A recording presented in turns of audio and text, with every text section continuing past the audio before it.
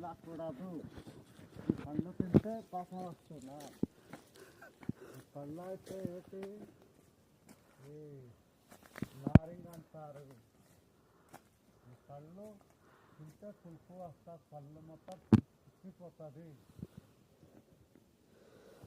ఈ పళ్ళు అట పూర్వకాలంలో మన పెద్దలట ఆ దినాల్లో అంటే ఆదాము అవ్వ ఆ దినాల్లో పాపం చేసినట్టుగా ఈ పళ్ళు కోసినారో, ఎప్పుడైతే ఈ పళ్ళు కోసినారో అప్పుడు పాపం వచ్చేసింది మనకు.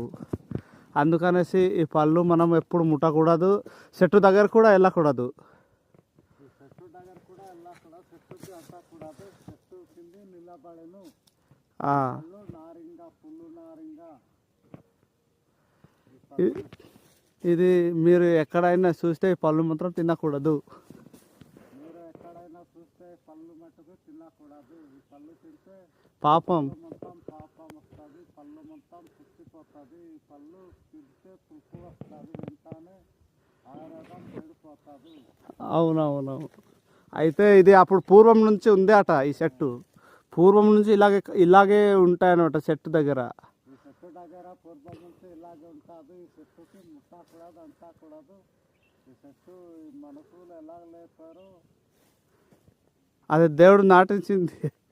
దేవుడు నాటింది ఆ చెట్టు. ఈ చెట్టు అవును.